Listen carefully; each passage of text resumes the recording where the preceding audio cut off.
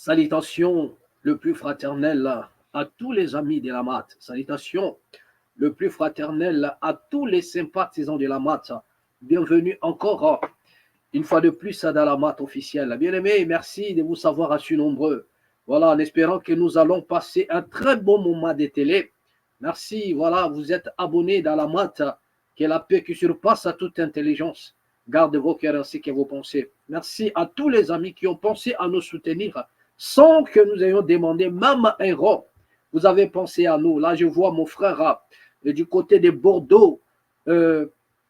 Voilà, donc que les Très-Hauts vous viennent en aide. Vous avez pensé à nous soutenir, à soutenir la mat, comment matériellement.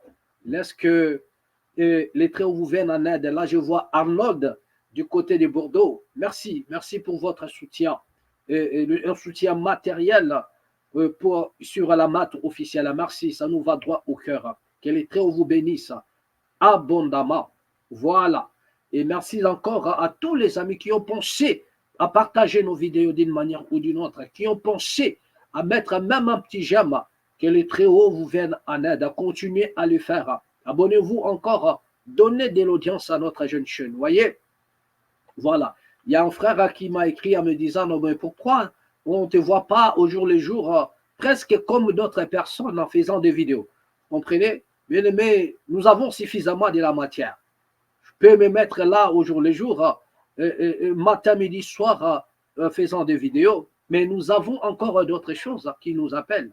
Il y a certains devoirs qui nous appellent. Vous voyez, donc dont nous sommes obligés de répondre. Et à chaque fois, nous avons de l'occasion, nous nous présentons devant vous afin de partager tous ensemble. Mais nous sommes là, la mat officielle, et pour vous, vous comprenez? Voilà, donc nous sommes encore là, et nous sommes là pour longtemps. Donc nous sommes ensemble. Abonnez-vous seulement, donnez un coup de pouce, et ça nous fera du bien. Bien aimés, aujourd'hui, nous allons partager 4 ou 3 petits sujets si vous voulez. Nous allons parler du procès. Parlons Congo, parlons RDC. Nous allons parler du procès, comment dirais-je, des Malanga, de la tentative de coup d'État. Nous allons parler de cela. Nous allons parler aussi, comment dirais-je, de M. Jean-Claude Wemba, et l'ex-président de l'Assemblée provinciale, l'Assemblée des Matadi. Nous allons parler de lui parce qu'à ce net moment, je ne sais pas s'il a déjà fait son retour, mais vous allez voir que le président, M. Jean-Claude Wemba, était au Maroc. Et il est parti au Maroc pour accuser les autorités congolaises auprès de Mobutu. Voilà, il s'est rendu à la tombe de Mobutu pour accuser les autorités congolaises. Vous comprenez? Alors, vous allez aussi voir ici dans la mata, et la vidéo CK était une marche de soutien pour la RDC ou certains pays d'Afrique. La marche est initiée par l'Église catholique. Nous allons vous présenter les images et ensuite nous allons aussi évoquer voilà le problème concernant notre frère Pero Luara. Nous allons parler un peu pas vraiment de Pero Luara, mais ceux qui se disent autour de Pero Luara. Nous allons parler un peu de cela. Merci, merci pour votre soutien, en espérant que nous allons passer un très bon moment de télé, voilà, avec vous, et je vous prie de bien vouloir partager cette vidéo, de mettre du jamais ainsi que des cœurs, qu'elle est très haut, que la paix qui surpasse toute intelligence garde à vos cœurs ainsi que vos pensées. Merci. Mais moi, voilà, donc j'aimerais bien, selon le programme qui m'a été donné, mais moi, je préfère parler un peu de cette affaire Pero Luara. Je préfère parler un peu de cela et faire comprendre un peu à certains de nos bien-aimés qui font de bruit dans les réseaux sociaux ou bien qui parlent pour le compte du chef de l'État. Parce que, voilà, on s'est posé à un moment donné la question, tous ceux qui parlent au nom du chef de l'État, sont-ils mandatés par le chef de l'État? Parce que ce qui est sûr, le chef de l'État, Antoine Tshilombo Félix, a sur son service, ou bien à son service, de personnes qui sont légitimes à véhiculer un message. Nous avons des personnes, lorsqu'ils prennent la parole pour parler, ils engagent automatiquement le chef de l'État. Vous comprenez? il y a des gens comme de Patrick Mouyaya. Si Patrick Mouyaya parle, automatiquement, il engage le président de la République. Mais aussi, il y en a aussi dans les réseaux sociaux aujourd'hui, des personnes faisant des bruits de gauche à droite, mais parlant au nom du chef de l'État. Et la question que nous nous posons, lorsque ces gens-là parlent au nom du chef de l'État, c'est pour chercher une récompense auprès du chef de l'État, ou bien c'est pour, je ne sais pas moi, nuire encore à la personne du chef de l'État. Parce que nous savons, il y en a des voies officielles que le président peut utiliser pour parler. Lorsque, comment dirais-je, M. Patrick Mouyaya parle, automatiquement, il engage le chef de l'État. Vous comprenez? C'est la voie officielle. Vous voyez? Mais lorsqu'il y en a des personnes qui parlent dans des réseaux sociaux, et on se pose la question, sont-ils mandatés par le président de la République? Parce que ces gens-là parlent au nom du président de la République. Prenons l'exemple de celui qui a soi-disant filmé Perrault Ouattara du côté. Vous avez les images, je n'ai pas besoin de le balancer. Moi, des trucs comme ça, je ne balance pas dans la masse. Vous comprenez? Voilà, le monsieur qui a filmé à l'Office des étrangers en Belgique, à Bruxelles, la personne qui a filmé soi-disant Perrault Ouattara, parce que nous, sur les images, on ne voit pas bien le visage de Perrault Ouattara. Nous ne savons pas et si, quel genre d'appareil le monsieur utilise aussi. Donc, c'est aussi étonnant d'avoir filmé quelqu'un et on n'arrive même pas à voir son visage. Vous comprenez? Voilà, tout était flou. Donc, ça prouve en suffisance aussi que non, ces caméras ont un problème parce que le monsieur a dit mes caméras sont partout. Mais moi, je demanderai à ce que l'on change à ces messieurs ces caméras parce que ces caméras ont des lacunes. Hein. Donc, on ne peut pas parler au nom du chef de l'État et posséder ce genre de caméras qui ne laissent pas, comment dirais-je, le choix aux gens de bien comprendre les choses. Vous comprenez? Parce qu'on nous a dit que c'était Perrault Ouattara. Mais personne ne l'a bien vu clairement pour confirmer que c'était lui. Mais voilà, c'était juste l'ombre des Perrault. Mais personne n'a vu son visage. Vous comprenez? Parce qu'avec des appareils et d'une haute qualité, vous pouvez zoomer étant de loin, à des dizaines de mètres. Vous allez bien voir la personne. Mais je ne sais pas, il a des caméras partout, mais les caméras avaient des lacunes ce jour-là peut-être. Vous comprenez? Et j'aimerais dire à tous ces gens qui parlent, parce que je ne sais pas si ce sont des communicateurs, mais je ne crois pas que ce sont des communicateurs du président de la République, ou bien de porte-parole du président Félix Antoine Tshisekedi. Vous comprenez? Parce qu'il y en a certaines choses qu'on peut faire dans le but de plaire au chef, mais en réalité, nous sommes en train de nuire encore au chef. En réalité, vous êtes en train de porter un coup contre le chef de l'État en faisant ce genre de vidéo. Vous avez vu la vidéo où le monsieur était en train de filmer Perrault Ouattara dans l'Office des étrangers, à l'Office des étrangers à Bruxelles. Vous comprenez? Et pendant qu'il filmait, il était en train de parler. La personne s'est identifiée d'une manière ou d'une autre. Et il parlait au nom des chefs de l'État. Et l'erreur que ce monsieur est en train de commettre, il ne sait pas que ce qu'il est en train de faire, croyant peut-être dénigrer Perrault Ouattara, ou bien croyant peut-être bénéficier d'un gain auprès du chef de l'État. Mais pour ceux qui connaissent les choses, ils le savent bien que ce monsieur, si réellement il a été mis au service par le chef de l'État, on doit soit les sanctionner parce qu'il y a des propos qu'il a tenus à l'Office des étrangers à Bruxelles peut lui porter préjudice. La vidéo qu'il a eu à faire, confirmant que c'est Perrault Ouattara, mais les choses peuvent tourner aussi contre lui parce qu'on ne peut pas espionner quelqu'un à l'Office des étrangers. Donc, la personne s'identifiait déjà. Et il faisait tout ça au nom du président de la République. C'est-à-dire que Perrault Ouattara peut s'en saisir de cette vidéo et montrer cela aux autorités belges. Et les autorités belges seront dans l'obligation, c'est-à-dire que de fouiller de récupérer le monsieur qui a fait la vidéo. Il doit se justifier.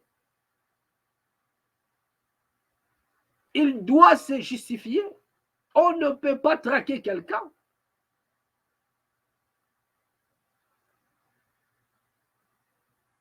Juste à l'intérieur des offices des étrangers. C'est-à-dire à plein Bruxelles. Voilà quelqu'un qui joue un rôle. Et les autorités peuvent s'en saisir de cette vidéo.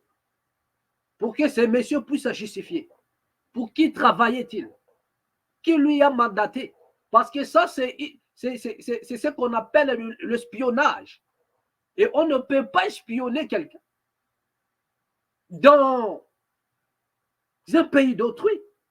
Et si les autorités de cette nation-là se rendent compte que vous êtes sur leur sol et vous opérez de cette manière-là, la police va faire le travail.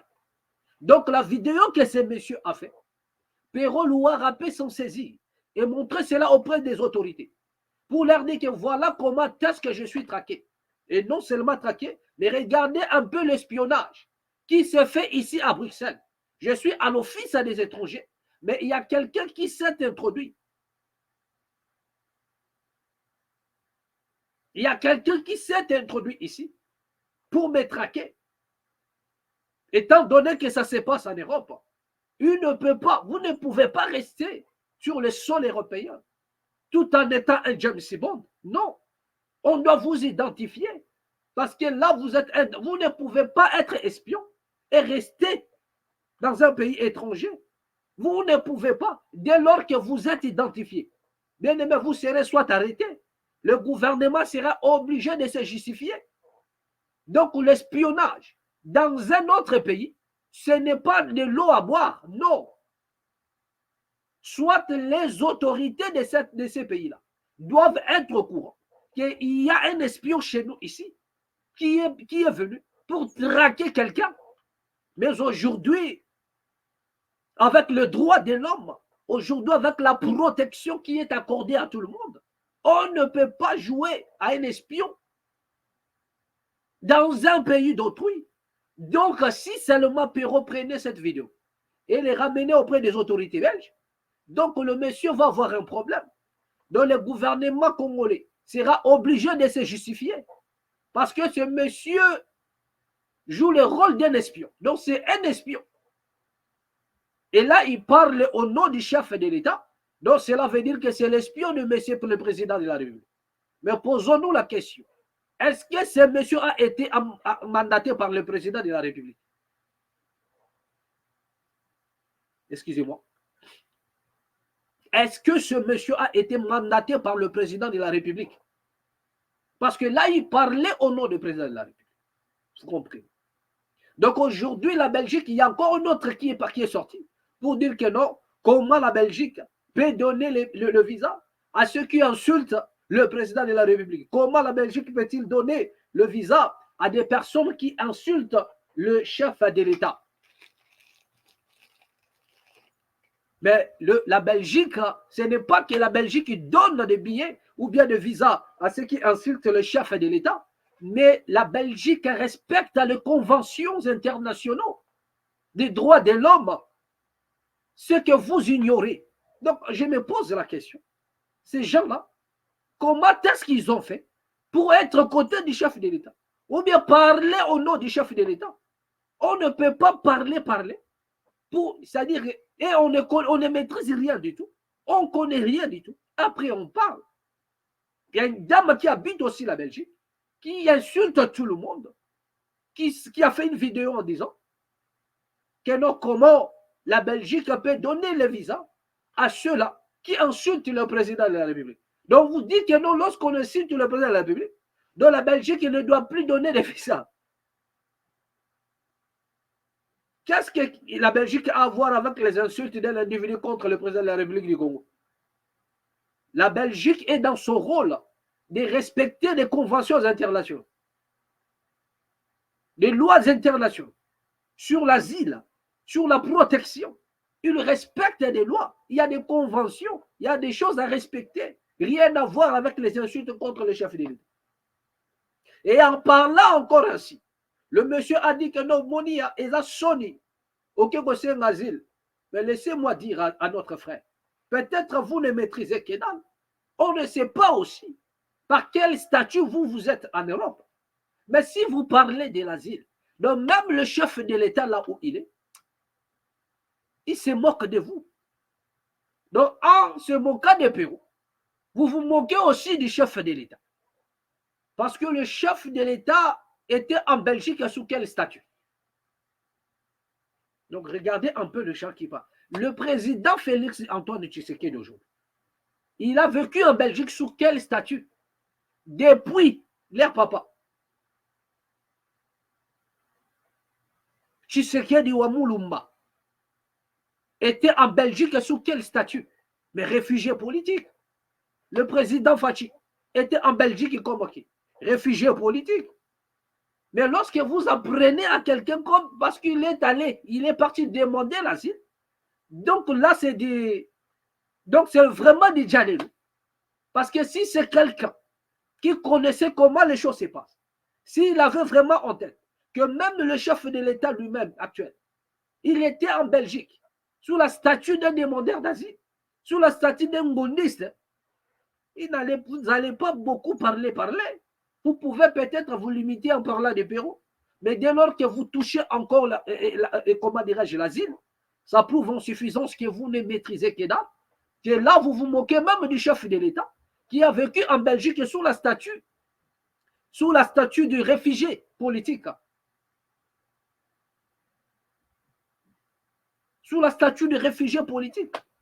Donc, ne dites pas des choses que vous ne maîtrisez pas, mais retenez une chose, que la vidéo que vous faites, ces vidéos-là peuvent tourner encore contre vous. Et le monsieur qui a fait la vidéo pour dire que non, mes caméras, ils sont partout, n'oubliez pas que c'est sur le sol européen. Vous comprenez que vous êtes en train de... Cela veut dire que vous êtes un espion étant en Belgique. Vous comprenez? Donc, Pérol ou Arapé sont saisis de cette vidéo pour aller dire aux autorités belges qu'il y a un espion ici, mais vous n'êtes pas rendu compte. Vous comprenez? Or, en réalité, un espion est dangereux pour une nation. Il doit être identifié et appréhendé en même temps. Donc, ce qui prouve en suffisance. Demain ou après-demain, la situation peut tourner contre vous et le gouvernement sera obligé de répondre, de s'expliquer. Mais laissez-moi vous dire aussi que le président ne pourra jamais vous couvrir face à tout cela. Le président ne pourra jamais suyer sa personnalité, sa haute personnalité, pour défendre un individu qui est parti, je ne sais pas moi où, pour traquer Pérol Ouara au nom du chef de l'État.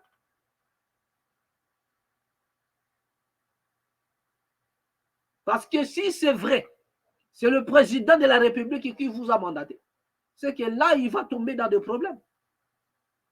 Là, c'est le problème. Mais laissez-moi vous dire que de personnes que vous traquez, que de personnes que vous condamnez, souvent les chefs de l'État confiance à ces gens-là, sans que vous puissiez vous rendre compte. Vous comprenez? Je vous donne l'exemple ici. Vous avez vu le procès ça joue. Les détournements des deniers publics, même pas les vols des deniers publics. Et qui était à la barre comme accusé? Monsieur Vital Kamerhe. Il a été accusé du vol. L'argent des 100 jours. L'UDPS a cloué Vital Kamerhe à mort. Nous avons vu des gens comme des conseillers Bilonda, qui malheureusement, il a disparu sur la scène politique. Donc, au lieu que Kamerhe puisse disparaître sur la scène politique, parce que c'est lui qui a été condamné, vous comprenez? Et maintenant, c'est le contraire. M. Kamerhe est aux affaires, mais M. Bilonda a disparu politiquement. Nous ne savons pas ce qu'il est devenu, M. Bilonda. Voilà, nous ne savons pas ce qu'il est devenu. Ce monsieur a cloué encore à M. Vital Kamerhe en plein procès. En plein procès. Même si le tribunal n'arrivait pas à démontrer en suffisance, par des preuves évidentes, que M. Vital Kamerhe avait aperçu cet argent, avait détourné ou volé cet argent. Mais Bilonda, sur son passage, c'est d'ailleurs ce jour-là que le monde a connu un certain Bilonda. Que ce jour-là, c'est ce jour-là que les Congolais ont connu un certain conseiller, Bilonda. Mais aujourd'hui, il a disparu sur la scène politique. Qu'est-ce qui lui est arrivé, M. Bilonda? Manifestez-vous quand même. Les Congolais se posent tant de questions. Vous comprenez? Et après avoir condamné M. Wakaninginiki, vous avez vu le président de la République, chez notre, comment dirais-je, grand frère, Christian Lusakwe, la question sur Vital Kamerhe, il a parlé en disant que Kamerhe, c'est un homme sincère. Que Bakosela qui est Makambu. Donc Kamerhe, il est innocent. Même le président a contesté la décision de la justice. Il dit que c'est un homme de bien dont le pays a besoin. Alors que Kamerhe a été condamné par l'IDPS. Condamné. Ils ont chanté, ouais, c'est fini pour lui. C'est fini pour lui. Mais un seul jour avait suffi pour que le président puisse renouveler à la face du monde sa confiance envers Vital Kamerhe. Et il a prouvé aux yeux du monde qu'il a plus de confiance à Kamerhe qu'à quiconque. Vous avez crié voleur, voleur, voleur. Et en sortant de la prison, soi-disant, directement ministre de l'économie. Et après cela, à l'heure où nous sommes en train de parler, M. Vital Kamerhe, deuxième personnalité de la République démocratique du Congo, président de la Chambre basse. Vous comprenez? Et je me pose la question. Où sont tous ces gens-là qui ont cloué Vital Kamerhe? Où sont tous ces gens-là? Donc, s'il y en a une personne à qui on peut parler, ce n'est pas Pero Luara. Donc, à un moment donné, le vrai cible, ce n'est pas Pero. Pourquoi? Parce que Pero Luara ne fait que parler. Pero Luara n'a pas détourné les deniers publics. Pero Luara n'a pas volé l'argent de la nation. Vous comprenez? Mais l'argent a disparu au Congo. Vous comprenez? L'argent a disparu. Et ce sont ceux-là qui sont aux affaires. Les responsables, ils sont aux affaires. Donc, s'il y en a de près, des personnes à traquer, ils sont au Congo. S'il y en a vraiment des personnes, si nous sommes véridiques et sincères envers nous-mêmes, des personnes à traquer ne sont pas à l'étranger. Des personnes à traquer, ce ne sont pas des Pierrot ou bien je ne sais pas moi qui. Mais de vraies personnes, ils sont à l'intérieur. Ce sont eux qui sont accusés. Je me pose la question, entre M. Vital Kamerhe et Pero Luara, aux yeux de l'UDPS, qui mérite d'être crucifié? Qui? Vous avez vous-même la réponse. Entre M. Vital Kamerhe et Pero Luara, aux yeux de l'UDPS, qui doit être pendu au bois? Qui? Donc vous avez vous-même la réponse.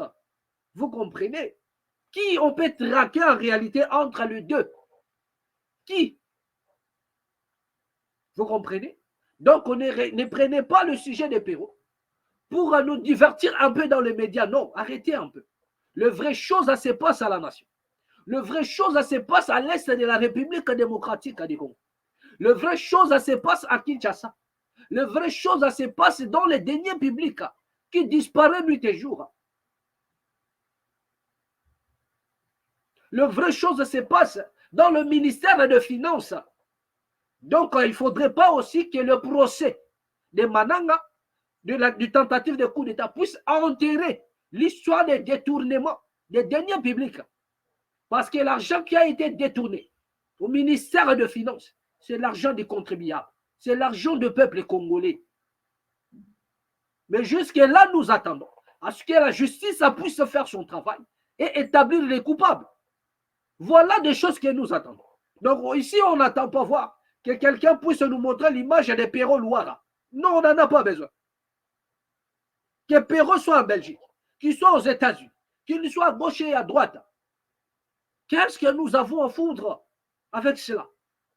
Qu'est-ce que ça peut nous faire? Les déplacements de Pero Luara, des Vokedal. Qu'est-ce que ça va changer? Parce que Pero Luara n'a que sa bouche pour parler. Mais il y en a des gens qui sont aux affaires, qui sont en train de piller les deniers publics.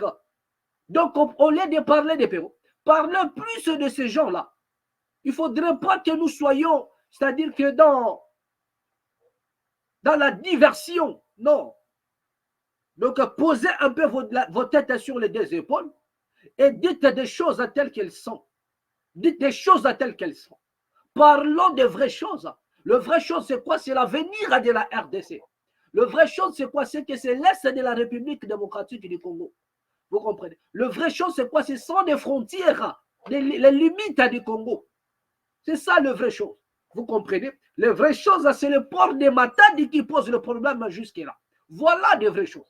Mais venir ici parler de Pero Luara, quand nous regardons Pero Luara, nous regardons le parcours de Pero Luara, à part parler, il n'a rien. Il n'a rien. Il n'a rien fait à sa nation. À part parler, dénoncer, je ne sais pas moi quoi, excusez-moi. À part parler et dénoncer, Pero Luara n'a rien fait. À part parler. Bon, si les services ont jugé bon de le traquer, si quelque part il a eu à offenser, libre au service de faire le travail, ça se passe presque partout. Mais le problème que je voulais dire ici, ce n'est pas ça l'essentiel, ce n'est pas ça. Parce que nous avons l'impression que l'affaire Pero-Luara monte maintenant tellement en puissance et nous sommes obligés, c'est-à-dire que nous sommes maintenant obligés d'oublier les vraies choses. Non, laissons l'affaire Pero-Luara. L'affaire Pero-Luara sera réglée entre Pero-Luara et les services. S'il y en a des services qui sont derrière Pero, c'est son problème. Si la nation, les autorités se sont sentis offensés, outragés par Pero-Luara, ils sont libres à prendre des précautions, des sanctions contre Pero-Luara. Libre à eux de le faire. Mais le problème ici, nous ne voudrions pas que l'affaire Pero-Luara puisse un peu couvrir toute la toile, afin que nous, les Congolais, oublient les vraies choses. Mais le vrai chose, c'est le détournement des deniers publics. Le vrai chose, c'est la disparition de l'argent. Tous les jours, vous comprenez? Moi, je me pose la question. Comment nos frères de l'IDPS, ils peuvent laisser Kamere qui est là et s'apprendre à Pierrot qui est loin? Mais pourquoi les gens ne parlent plus de Kamere? Parce que nous avons vu l'IDPS clouer M. Kamere à fond. Clouer Kamere à fond. Aujourd'hui, c'est la deuxième personnalité du Congo. Mais pourquoi ne parlez-vous pas? Si réellement vous êtes à vérité, allez-y dire au chef de l'État, pourquoi avez-vous renouvelé confiance à M. Kamere? Donc, si vous devriez vous apprendre à quelqu'un, allez-y vous apprendre au chef de l'État, car c'est lui qui a renouvelé sa confiance à Vital Kamere. Donc, vous allez comprendre, c'est-à-dire la majorité des personnes que vous traquez, le président les aime, peut-être parce qu'ils sont véridiques. Vous comprenez? Peut-être vous avez la pensée de faire du mal à Pero. Mais peut-être le président de la République lui-même n'a pas le cœur à faire du mal à Pero. Peut-être il est en train de se reconnaître dans ce que Pero est en train de dire. Et il n'a pas envie de le faire du mal. Regardez, même, c'est ce qui, même à l'époque de Jean-Baptiste, selon l'illustration de la Bible, le roi Hérode n'avait pas l'intention de faire du mal à comment dirais-je, à Jean. Mais c'est Hérodias, c'est sa fille. Donc une complicité de Hérodias qui a créé cela. Une circonstance pour que la tête des gens parte. Mais lui-même, le roi, n'avait pas cette intention-là. Peut-être le président de la République n'a pas l'intention d'arrêter Pero-Luara. Peut-être lui n'a pas cette intention. Peut-être il a besoin que Pero puisse parler autrement de lui. Peut-être il a besoin de son service. Mais ceux qui sont autour du chef de l'État, tout ce qui passe à leur esprit, la pendaison de Pero-Luara, c'est toujours comme ça. Donc on doit parler, comme ça le chef va considérer cela et nous allons manger. Et malheureusement, le chef renouvelle sa confiance. Peut-être le Pero que vous traquez là, peut-être c'est lui que le président aime beaucoup. Je dis peut-être. Parce que vous avez vu ça avec Wakaningiri King. Vous avez parlé. Même le juge Yanni est mort, on ne sait pas comment. Vous avez parlé. Et le président, en sortant, le président a renouvelé sa confiance. Il a donné des éloges à Kamere. Donc, vous voulez parler de quoi? Donc, ressaisissez-vous en paix. Regardez les choses en face. Parlons de vraies choses. Parlons des choses qui sont à la portée de la nation. Parlons des choses, voilà, là où il y a l'intérêt de la nation. Il y a le vol. Nous attendons le verdict. Nous attendons des procès. Non seulement le procès des Malanga, mais le procès de ceux-là qui sont en train de voler l'argent de la nation. Voilà. Au jour le jour, il y en a des sommes colossales qui disparaissent. Et la justice, ça n'est pas faite. Voilà ce dont les Congolais attendent. Voir à la justice agir. Voilà. C'est la justice qui élève une nation. C'est la justice. Ce n'est pas traquer les gens, non. Mais c'est la justice qui élève une nation. Voulons changer l'image de la RDC. Laissez seulement la justice faire son travail à bonne et due fois. Laissez la justice agir. Ne traitez pas les coupables pour innocents, ni l'innocent pour coupable. Vous allez relever la grandeur de cette nation. Toutes les nations qui se sont élevées, toutes les nations qui ont haussé les tons aujourd'hui, la première des choses, ils ont touché à la justice. Voilà. La première des choses, c'est la justice qui a fait son travail. C'est la justice. Donc, si la justice ne fait pas son travail, bien aimé, rien ne pourra se faire. Donc, commençons d'abord à l'interne. Avant de parler des traquets, avant de placer des caméras de gauche à droite, commençons d'abord à l'interne. Redressons les choses. Que les coupables soient condamnés et que l'argent soit remboursé. Et curieusement, encore chose étonnante encore en RDC. Ceux qui volent sont traqués ou bien arrêtés. Après relâchés au bout d'un moment. Mais il n'y a pas le retour. C'est-à-dire que l'argent ne retourne pas. Donc, comme si la personne vous disait, voilà, j'ai purgé ma peine. Et mon obé est kéophélé. Mon obé est kéophélé. Donc, j'ai déjà purgé ma peine. Donc, il est hors de question que je vous rembourse. Aussi, l'on condamne une personne. La première des choses, il doit rembourser. Si Vital Kamere a été condamné, il devrait en principe rembourser. Donc, cela veut dire, même le procès de Kamere s'est fait à vide. Donc, c'est un procès vide. Parce que si réellement, M. Kamere était condamné par 20 ans et machin, tous ceux qui s'en suivent là, donc il devrait rembourser l'argent. Vous ne pouvez pas être condamné sans qu'il y ait le remboursement des deniers publics. Mais où en sommes-nous? Non seulement le monsieur Vital Kamere n'est pas en tôle, parce qu'il a été condamné, selon la justice. Je ne sais pas si on peut dire ça à la justice, parce que le chef de l'État n'a pas cru à cela. Il a dit que non, c'était faux. Mais du moins, il a été condamné. Et il n'a pas purgé sa peine. Mais où est l'argent? Mais en réalité, maintenant, qui étaient les coupables de ces problèmes? Vous avez vu comment est-ce qu'on nous a zappé. Donc, ils ont tourné la page là vite. Et aujourd'hui, on ne parle plus de ça, on parle maintenant des Malanga. Mais alors que les Congolais n'ont jamais eu la lumière sur cette affaire. Donc, ça veut dire que, en réalité, l'homme qu'on nous a présenté, il n'était pas le vrai personne. Mais qui était alors le vrai personne? Parce que nous voyons l'acquittement de M. Wakaninginiki. Il a été acquitté. Toutes les charges qui pesaient sur lui. Il a été déchargé de tout cela. Et acquitté en même temps. Et aujourd'hui, il est aux affaires des deuxième personnalité de la nation. Mais la simple question que nous posons, qui est maintenant le coupable? Qui est le voleur de l'argent des 100 jours? Vous avez vu comment est-ce qu'on nous a tourné la page, hein? Vite à une vitesse d'oiseau. Et ça, tout le monde est en train de regarder. Même les opposants, ceux qui se disent opposants, des faux opposants. Là, on commence maintenant à comprendre que vous êtes des grécomanes. Vous êtes des faux opposants.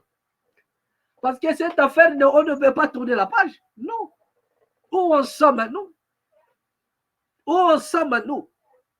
Bon, peut-être M. Vital Kamerhe, avec sa façon de faire, peut-être il va aller puiser sur ce dossier-là pour que les coupables soient connus de détournement de 100 jours. Parce que la page, elle est tournée si vite qu'on n'en parle plus. Ça dit que ça détourne, ça va un mois en prison, ça sort, et puis ça tourne la page. Et puis on passe à autre chose. Et il n'y a pas les retours des deniers publics. Où sont passés l'argent des 100 jours? Donc aujourd'hui, on se rend compte que M. Kamerhe était là, c'était en vide en fait. Donc ce n'est pas lui le coupable. Même le chef de l'État l'a affirmé. Mais qui est le coupable alors? Qui a volé l'argent des 100 jours? Est-ce qu'on peut nous répondre sur ces questions, s'il vous plaît? Répondez-nous sur ces questions. Qui a volé? Là où nous voyons M. Vital Kamerhe quitté. Reconnu comme innocent par les chefs de l'État lui-même. Qui a volé l'argent des 100 jours? Qui a détourné l'argent des 100 jours? Nanaïbi Yoyo Yamana. Qui a volé l'argent des 100 jours? Qui a volé l'argent des 100 jours? À la place de M. Kamerhe, on doit mettre qui? Qui est maintenant le vrai voleur? L'argent s'est volatilisé.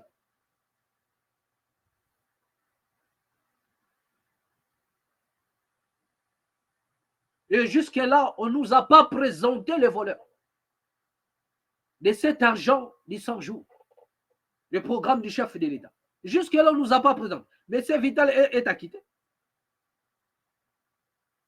Est-ce que les recherches, les enquêtes ont continué? Est-ce que, bon, peut-être les enquêtes continuent. Mais à ce que je sache, la page a été tournée. La page a été tournée. Mais qui est le vrai voleur maintenant? Qui trompe à qui? Donc, à un moment donné, arrêtez de nous distraire. Parlons de la nation. Parlons RDC. Les vraies choses, ça se passe au Congo. Voilà. Les vraies choses, ça se passe au Congo-Kinshasa. Et comme si cela ne suffisait pas, je vous donne encore un autre exemple.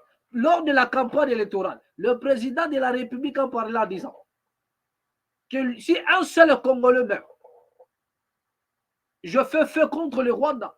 D'ailleurs, nous n'avons pas besoin d'envoyer des troupes là-bas. Rien qu'étant à l'Est, on est à mesure de toucher les Rwandais. On est à mesure d'arriver à Kigali. Parce que l'armée monte en puissance. Nous avons l'armement. Le président en parle. Si un seul Congolais est touché, si un seul Congolais meurt, les deux chambres seront convoquées. Et j'aurai l'autorisation de faire feu contre le Rwanda. Une déclaration de guerre. Et le Rwanda s'est préparé. Après, vous avez vu, après les élections, c'est Marius Samunga qui a posé cette question au président de la République pour dire que non, mais attends, vous avez dit.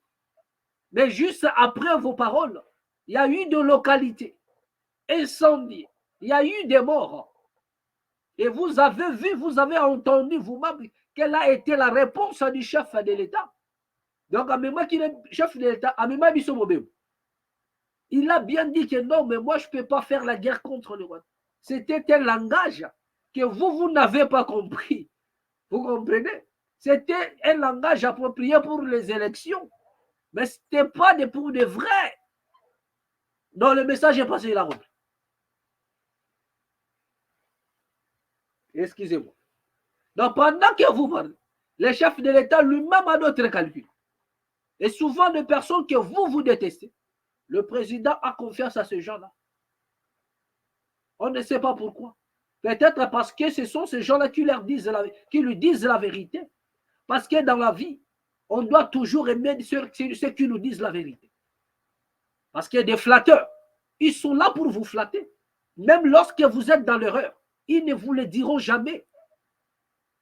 Et ce sont eux des mauvaises personnes. Un jour, vous allez chavirer et ils vont changer de côté, ils vont changer de camp. La transhumance de l'homme en politique. Donc ça, c'était un peu le cas Perrault-Louara. C'était juste pour faire une mise au point et parler, recadrer un peu certains de nos femmes qui font des sorties médiatiques pour traquer, je ne sais pas moi, Perrault. Faites attention, faites-le bien. Ça risque de porter préjudice à la nation. Ça risque de coûter cher pour dire que non, la RDC envoie des espions à l'étranger pour aller traquer le fils du pays. Et ce n'est pas un bon témoignage pour la nation. Donc là, vous devriez un peu rectifier les tirs. Voilà. Donc, comme je disais tantôt, nous allons voir un peu ce qu'a été le procès de Malanga. Et voilà, donc allons un peu dans la régie, si on peut nous balancer cette image-là. Et nous allons revenir juste là. C'est a débuté sous une tente dans la cour de cette prison militaire. Au centre, des hommes et 4 femmes, tous membres du commando, accusés d'avoir tenté de renverser le pouvoir le 19 mai dernier. 50 individus au total, des Congolais et des étrangers, dont 3 Américains. Donc le 21 mars. My mother's name is Rebecca Ann Higby. Au sol, leur attirail, une dizaine de fusils, des insignes et un drapeau du Zaïre, ancien nom de la RDC, hissé par les assaillants lors de l'assaut. Ils sont poursuivis notamment pour terrorisme et tentative d'assassinat. Certains faits sont passibles de la peine de mort. Il y a le meurtre, il y a la tentative d'assassinat et la détention illégale d'armes et munitions de guerre. Ce qui s'est passé dans la ville de Kinshasa est connu de la quasi-totalité, n'est-ce pas, des Congolais. Des défenseurs des droits de l'homme craignent un procès inéquitable. Celui-ci s'ouvre après une instruction éclair et des interrogatoires menés en l'absence d'avocats des mises en cause. Voilà, donc nous mettons un peu arrêt sur image. Voilà. Et nous allons parler un peu de cette vidéo. Nous sommes là en train de suivre le procès. Ce qui se passe, appelons ça comme ça. Mais en réalité, nous assistons à un procès qui fait la honte quelque part. Même le président de la Cour qui est là, il a beaucoup souffert. Premièrement, sur l'interprétation. Parce que le fils de Christian Malanga a compris qu'il est en face des personnes qui tâtonnent en anglais. Parce que cet enfant ne parlait pas l'anglais. C'est-à-dire que là, il parle maintenant l'américain. Parce que dans le vrai sens aujourd'hui, on ne dit plus que les Américains parlent l'anglais. On dit maintenant que les Américains parlent l'américain. Pourquoi? Parce que même lorsque W. Bush venait en Angleterre, descendait à la Grande-Bretagne, il avait besoin d'un interprète. Donc cela veut dire quelqu'un qui maîtrise l'anglais américain, qui pourrait peut-être éclaircir d'autres mots. Donc même quelqu'un qui parle l'anglais britannique a du mal à bien comprendre l'entièreté de celui qui s'exprime correctement en anglais américain. C'est pourquoi ça s'appelle l'américain. Et cet enfant a compris qu'il est en face des personnes qui t'attendent et obligé d'appuyer l'accélérateur sur l'américain. Donc là, il utilise maintenant, c'est-à-dire qu'il parle maintenant, ce n'est même pas l'anglais de l'école, il va parler maintenant. Donc il va maintenant parler vraiment la rue. Là, ça va être difficile. Il va compliquer les choses. Ça, c'est la première des choses. Et il a mis en difficulté même les interprètes. Et vous avez vu le président de la Cour, qui a beaucoup souffert, qui demandait même à l'interprète de faire l'effort, de dire des choses telles qu'elles sont. Et le monde entier regarde. Il y a la presse internationale. Mais est-ce que le procès du tentative de coup d'État ne nous inflige pas la honte? Est-ce que ce procès ne nous inflige pas la honte? La manière dont les choses se passent, la manière dont les choses sont en train de se dérouler, la manière dont les choses se déroulent, la manière dont les choses sont en train de se dérouler, est-ce que ce n'est pas un procès de la honte? Nous posons les problèmes. Est-ce que ce n'est pas un procès de la honte? Et le fils de Malanga est en train de parler. Il est là. Mais ce qui est vrai, pour ne pas patauger, pour ne pas que nous puissions aller loin, ce qui est vrai, comme étant un citoyen américain, peu importe les exercices que la justice congolaise va faire, ils finiront par les rapatrier. Ça, c'est sûr et certain.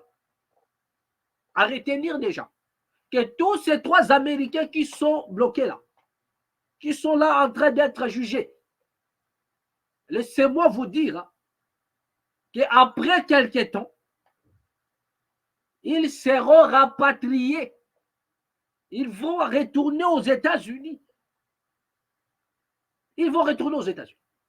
Aucun citoyen américain ne peut être jugé, condamné dans un autre pays. Donc, on vous laisse le temps d'organiser votre procès,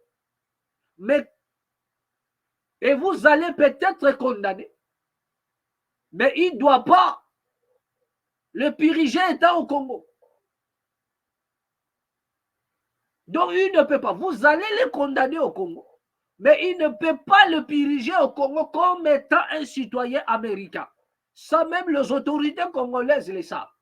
Ils savent que non, là, ils sont en train d'organiser juste un procès. Et après, ils vont rapatrier les Américains. Ces 3 Américains qui sont là, ils vont retourner aux États-Unis. Et déjà, il faudrait signaler que le secrétaire d'État avait déjà fait un discours. Mais déjà, l'Amérique ne croit pas à la justice du Congo. Ils ont fait des déclarations en disant que non, la justice du Congo n'a pas la capacité d'établir des faits, de condamner soit des coupables. La justice congolaise n'est pas à la hauteur de juger, de condamner, de faire à tout ce qui va avec. Donc, ils ont condamné la justice congolaise. Est-ce c'est vrai? Est-ce c'est faux? Vous avez vous-même la réponse. Est-ce que c'est à cette justice-là qu'ils vont laisser le soin de condamner leurs concitoyens, les ressortissants? Et c'est à la justice congolaise que les Américains vont croiser les bras pour laisser le Congo condamner les Américains. Oui, ils seront condamnés au Congo, certes, mais laissez-moi vous dire que ces 3 Américains-là, excusez-moi, dès lors qu'ils feront leur retour aux États-Unis, ils seront relâchés. Parce que les États-Unis ne croient pas à la justice du Congo. Il y en a des nations où lorsque vous condamnez un Américain, il va retourner chez lui et purger la peine. C'est-à-dire, arriver aux États-Unis, on l'arrête, on le met aussi en tôle. Il y en a des nations où les Américains sont condamnés et lorsqu'ils descendent aux États-Unis, ils sont arrêtés et ils vont purger leur peine, soit la moitié de la peine, après avoir négocié. Parce que l'Amérique, il va négocier. Ça, c'est avec d'autres pays. Mais est-ce qu'avec le Congo, ça va être le cas? D'autant plus que les Américains même ne croient pas à la justice. Donc, pendant que vous condamnez, vous allez condamner les Malanga. L'Amérique lui-même, il sait qu'au Congo, il y en a des gens qui méritent plus la condamnation, mais qui ne sont pas condamnés. Donc, comment voulez-vous qu'ils puissent accepter la condamnation de les ressortissants? Donc, ce qui est vrai, vous allez rapatrier tous ces Américains-là. Ça, c'est une vérité. Après le procès, malgré tout ce qui s'est dit là, ils seront rapatriés. Et étant rapatriés, ils seront relâchés. Peut-être ils vont même réintégrer l'armée américaine et venir nous créer des problèmes après de gauche à droite. Et déstabiliser la RDC d'une manière ou d'une autre. Vous comprenez? Mais tout ce que je demanderai, humblement, par l'amour de Dieu, aux autorités congolaises, de laisser passer, de laisser partir, après les procès, les milliers des innocents, des dizaines des innocents qui sont avec eux. Parce que moi, je me pose la question, qu'on organise un procès, mais la tête lui-même n'est pas là. Il y a eu même des gens qui vous ont dit, il y en a des vidéos, où il y en a des Congolais qui ont parlé en disant que moi, on m'a recruté seulement, et on m'a dit que c'était pour aller travailler. Et nous avons vu dans le palais de la nation. Dans le palais de la nation, les images, ils sont là. Les images, ils sont là. Dans le palais de la nation, il y a, vous savez que ce n'est pas tout le monde qui avait des armes. Il y a même eu des gens pieds nus. Il y a eu des personnes en tenue militaire, mais pieds nus. En tenue militaire, mais sans armes. Mais on se pose la question. Quel est ce coup d'État qui peut s'exécuter sans armes? Il n'y a que quelques têtes qui détenaient les armes. Mais les autres, là, ils étaient là pour faire quoi? Les autres, ils étaient là. Parce qu'on doit se poser la question. Ils sont là, une groupe, je ne sais pas moi, de 30 ou 40 personnes. Mais il n'y a pas plus de 10 personnes avec des armes. Mais le reste, c'est maintenant des personnes là. Ils étaient là pour faire quoi? Donner seulement l'impression qu'il y a coup d'État, embellir l'espace. Mais est-ce que les choses se passent de cette manière? Est-ce qu'un coup d'État, c'est un jeu? Ce n'est pas un jeu. Quelqu'un ne peut pas aller risquer d'être derrière une personne qui détient l'arme et il est là comme un figurant en train de croiser les mains, en train de faire des selfies. Vous avez les images. Il y a des gens pieds nus qui n'ont pas d'armes. Il y a des gens avec tenue mais qui n'ont pas d'armes. Vous avez des images où certaines personnes ont témoigné en disant qu'on m'a recruté en me disant que je dois aller travailler. Et en arrivant ici, ce n'était pas le travail, c'est autre chose. Oui, je suis pour que ces gens-là puissent être incarcérés ou soit pendant quelques temps, mais ne pas les condamner à mort. Parce que les Américains qui seront rapatriés, ils ne seront ni condamnés chez eux. Donc, ils vont rester, c'est-à-dire ils seront libres. Ils attendent que le jour-là pour aller célébrer leur liberté. C'est fini. Mais pensez aussi à vos frères. Pensez aussi à vos frères. S'il y en a des gens qui méritent la place là, ce ne sont pas eux. Mais il y en a encore des gens plus purs que nos frères qui sont là dans le procès. Il y en a de vrais bandits dans cette nation-là qui méritent cette place-là, qui doivent être devant la barre et que le monde entier puisse voir. Nous attendons cela. C'est ce que les Congolais veulent voir. Mais des pauvres personnes comme ça, qu'on a entraînées, qu'on a mis directement dans les chaînes pour aller embellir, comment dirais-je, que Malang a utilisé peut-être pour faire son coup d'État. Il a pris les gens pour embellir à son staff. Voilà que non, voilà, j'ai une popularité. Mais lui seul à l'arme, son fils et puis quelques têtes. Et après, on va condamner les autres à mort. Non. Les Américains là ne seront pas condamnés. Même si vous les condamnez à mort au Congo. Ils ne vont pas piriger leur peine au Congo. Ils vont retourner aux États-Unis et ils ne seront même pas condamnés. Pourquoi? Parce que déjà l'Amérique ne croit pas à la justice du Congo. Donc ils ne pourront en aucun cas c'est-à-dire que considérer le verdict qui est tombé contre les ressortissants. Ils ne peuvent pas. Les Américains, ils ne vont pas prendre ça en considération. Donc tout ce que nous sommes en train de faire, tout ce que la justice est en train de faire, tout ce que le tribunal est en train de faire là, à un moment donné, sur les Américains, c'est un passe-temps. Ils attendent le moment où leurs citoyens, les ressortissants seront rapatriés. C'est le temps-là que les Américains attendent. Ils seront accueillis là-bas avec des caméras, être comme des célèbres, comme des célébrités. Vous allez voir. Ils vont débarquer aux États-Unis avec des caméras comme des célébrités. Vous avez rendu cet enfant encore plus célèbre. Et celui qui était censé de parler, le chef de file, on l'a abattu, on l'a tué. Mais qu'est-ce que ces gens-là vont dire? Qui va arranger les gens, qui va arranger le tribunal? Quelles sont les vérités? Parce que les raisons qui ont poussé Malang à faire un coup d'État, il est parti avec ça. Mais tous nos frères congolais qui sont derrière là, qui sont là-bas, qu'est-ce qu'ils peuvent nous dire? Qu'est-ce que ces gens-là pourront apporter à la justice? Ils vont seulement raconter l'histoire, comment est-ce qu'on les a recrutés. Ils diront rien de bon, rien de concret, rien. Ils vous diront que non, moi j'étais chez moi. On m'a appelé en me disant qu'il y a un long travail. J'arrive ici, je trouve qu'il n'y a pas du boulot, c'est tout ce qu'on m'a dit. Donc vous allez multiplier des questions. Vous allez leur dire des choses.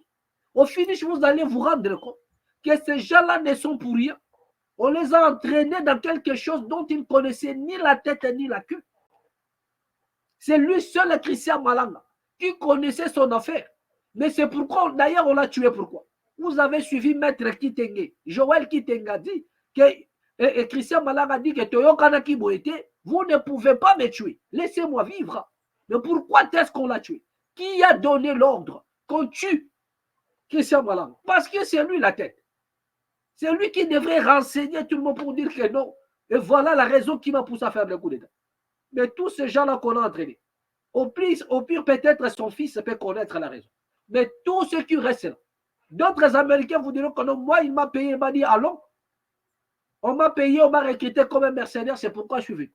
Je connais ni de près ni de loin ce qui s'est passé. Tout ce que je sais, il m'a payé pour venir faire un job. Parce qu'en Amérique, là-bas, il y a des choses comme ça. On paye quelqu'un pour faire un job. Il vient, il fait, il part. Pour lui, c'est un job.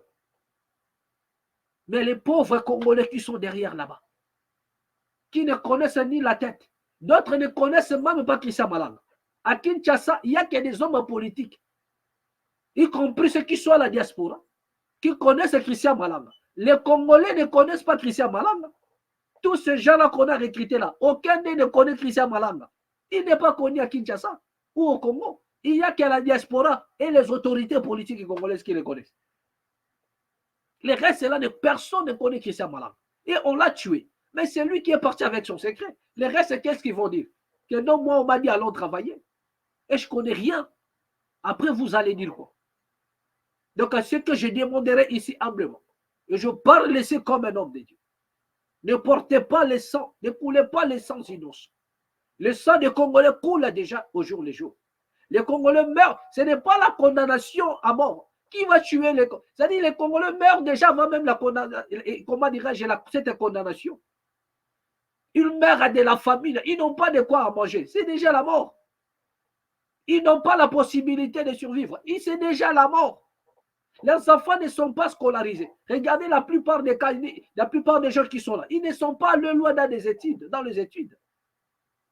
Faute de quoi? Tout va mal. Tout va mal.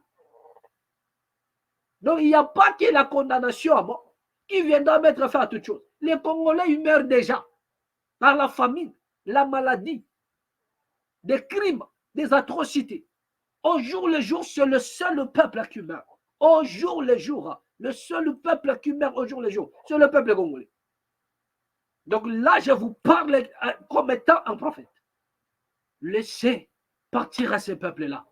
Je vous prie de bien vouloir. De la même manière, les Américains seront rapatriés chez eux. Et ils ne seront pas incarcérés là-bas. De la même manière aussi. Vous pouvez peut-être le mettre en tôle pour quelque temps. Peut-être un peu complicité. Ouais, là, ils ont participé dans ça. Voilà, peu n'importe. Ils peuvent peut-être piriger. Mais pas les condamner à mort. Et après, laissez-les regagner leur maison, leur famille. Laissez-les partir. Laissez-les vivre. Déjà, ils n'ont rien.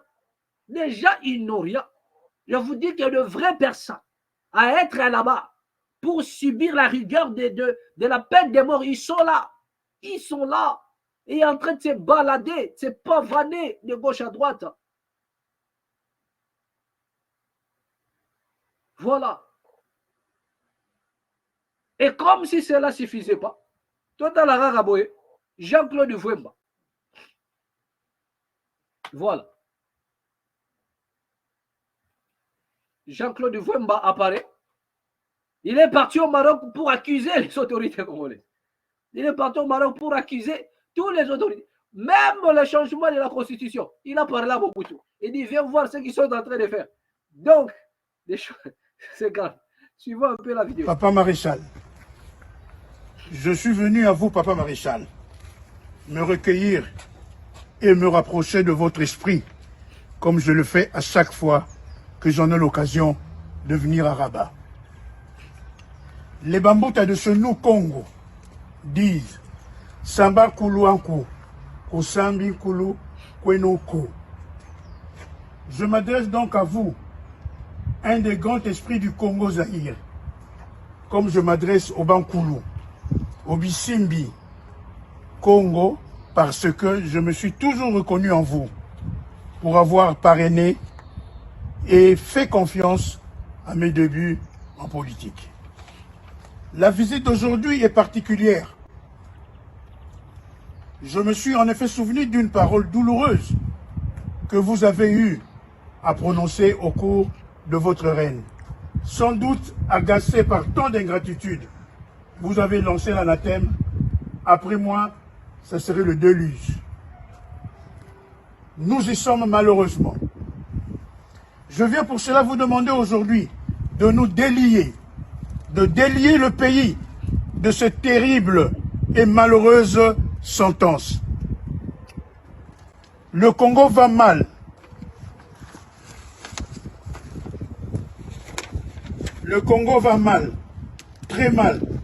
Et je crois bien que, plus qu'une prédiction, cette parole prononcée, sûrement dans un contexte d'incompréhension, nous vaut le désagrément et le désordre que l'on observe dans tous les domaines de la vie nationale.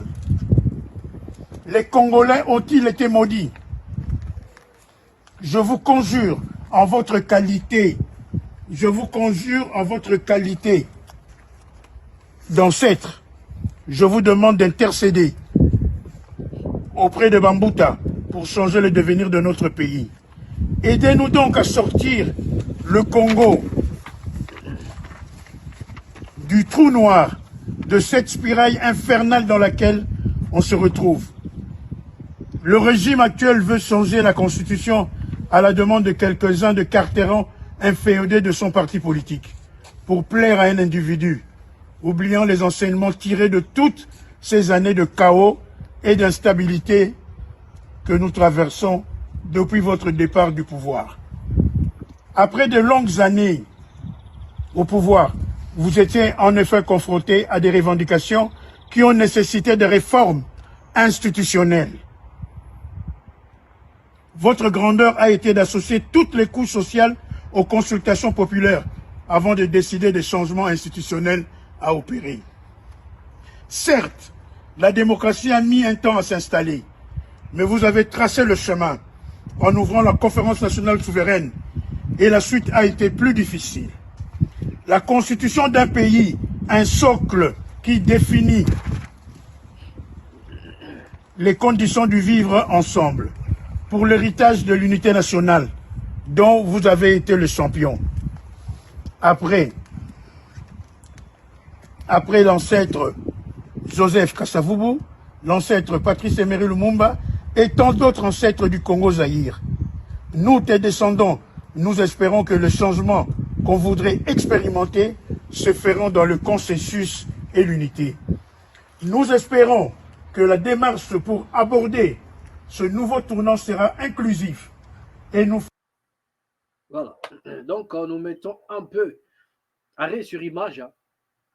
Donc, la vidéo que vous voyez là, il s'agit bel et bien de M. Jean-Claude Wemba, l'ancien président de l'Assemblée provinciale du Congo central. M. Jean-Claude Wemba. M. Jean-Claude Wemba. Qu'est-ce qui lui est arrivé? Il s'est rendu à la tombe de Mobutu pour accuser la classe politique actuelle, pour accuser les autorités actuelles et le changement de la Constitution. Et voilà. Mais j'aimerais ici dire à mon vieux, à notre papa, si vous voulez, Jean-Claude Wemba, de ne pas prendre la population congolaise pour des bêtes. Ne nous prenez pas pour des cons. Nous exigeons un peu de respect. Parce qu'à chaque fois vous êtes dans des scénarios pareils, le peuple arrive à discerner et à comprendre votre jeu. Déjà, votre information, Mobutu n'habite pas le Maroc. Parce que si vous parlez avec les Bankaka, ça dit que vous transcendez. Et si vous transcendez, ça dit que vous connaissez un peu la voie de la spiritualité. Et vous devriez déjà comprendre ces choses. Mais laissez-moi vous dire que Mobutu n'habite pas le Maroc. Mais ce n'est pas notre sujet. Donc, vous ne pouvez pas venir comme ça à la journée et commencer à dire des choses. Non, mais regardez un peu. ce que M. Jean-Claude Vwemba est en train de faire. C'est bien bon d'aller accuser les autorités congolaises. Mais le problème que nous nous posons ici comme question, le vrai problème, c'est quoi? C'est que les Congolais, ceux qui sont aux affaires, souvent, ils nous prennent pour des cons. Les politiciens congolais. Et ça se passe un peu partout en Afrique aussi. Dès lors que quelqu'un est aux affaires, là, le pays ne va pas mal. Lorsque M. Jean-Claude Vwemba était député, le pays n'allait pas mal. Tout allait bien. Lorsqu'il était président de l'Assemblée provinciale, Congo central, tout allait bien. Mais une fois, il a perdu le siège. Une fois éjecté par-dessus de la troisième corps, le pays va mal. Et ça, c'est la maladie de tous les politiciens congolais. Dès lors qu'ils sont aux affaires, tout va bien. Le pays va bien. Tout marche bien. Tout va bien. Mais il suffisait seulement qu'il soit destitué. Ah, là maintenant, la première des choses, il va tourner vers la population et appeler la population à manifester pour que lui retrouve le siège à perdu. C'est ce que vous avez vu lors des élections des députés. Il y en a des députés dont on ne connaît même pas. Mais une fois invalidé, une fois il n'a pas été élu, c'est la population maintenant. Alors que pendant tout le temps qu'il a été député, on ne l'a jamais vu avec la population. Il n'a jamais même soutenu la population. Donc aujourd'hui, la population, c'est le bouclier pour des hommes politiques congolais. Donc, M. Jean-Claude, avec beaucoup de respect que nous avons pour vous, ne nous prenez pas pour des cons. Arrêtez votre cirque. Lorsque vous étiez aux affaires, le pays allait bien.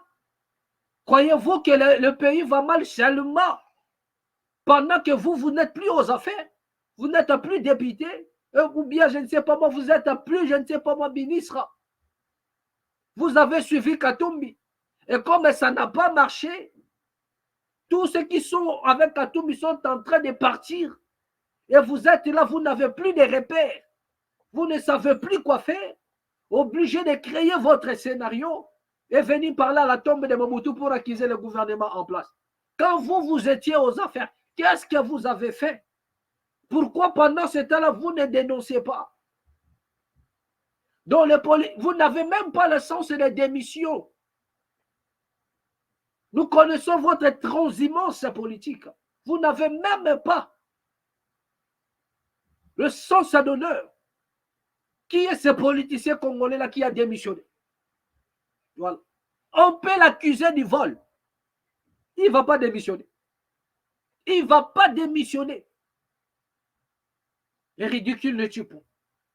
Il y en a même des autorités qui ont des vidéos de sextape, qui se masturbent devant leur laptop. Mais ils n'ont pas démissionné. Ils n'ont pas le sens d'honneur. Ils n'ont pas démissionné.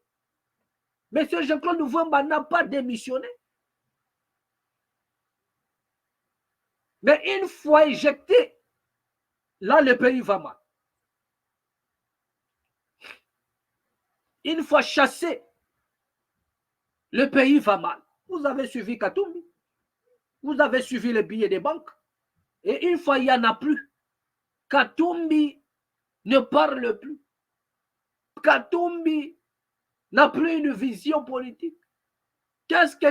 Là, maintenant, vous êtes perdus comme des chenilles. Vous êtes éparpillés comme des sauterelles. Chacun cherche son chemin. Les gens sont en train, comme des branches dans un arbre, se détacher de Moïse Katumbi.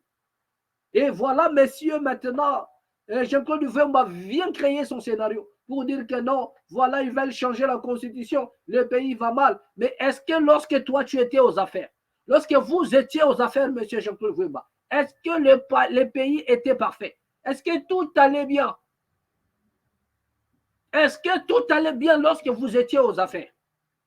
Mais pour les politiciens congolais, une fois il est nommé, tout va bien. Prenons le cas de Moïse Nzangi. Il était là en train de faire des bruits. Une fois nommé, il ne fait plus de bruit. Mais attends, posons la question à Moïse Nzangi. Tu as toujours parlé de ce qui s'est passé à l'Est. Tu as toujours parlé de la situation de l'Est. Tu as toujours parlé du Rwanda. Mais une fois nommé ministre, et il n'a même pas été nommé dans la décentralisation. Il était dans l'histoire de l'enseignement. Mais expliquez-nous maintenant par quelle magie ce Dom Moïse Nzangi avancé à la place publique. Par quelle magie tout a disparu? Par quelle magie tout a changé? Vous parlez de l'Est, c'est M. Moïse Nzangi. M. Moïse Nzangi, il parlait de l'Est. Il parlait de tous ces Rwandais qui nous ont infiltrés. Mais une fois nommé ministre, il ne parle plus. Mais à quel moment l'infiltration a cessé? À quel moment la situation de l'Est a changé? Parce que vous ne parlez